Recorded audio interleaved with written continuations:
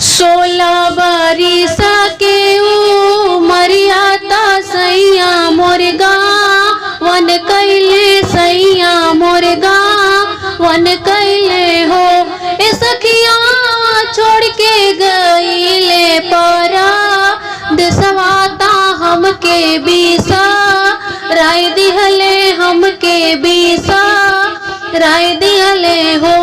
ए सखिया छोड़ के ता गईले पारा देशवा ता हमके बीसा राय दिहले, हमके बीसा राय दिहले हो। जैसे जे हाल होलपी पहरा के बीकल बिना पानी हो, बीकल बिना पानी न हो।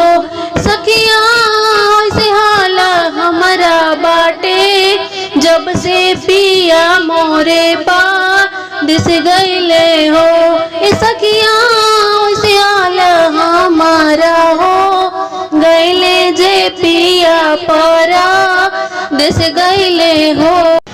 केहू सखी सोवे टरिया केहू महल बीचे, केहू महल बीचे हो।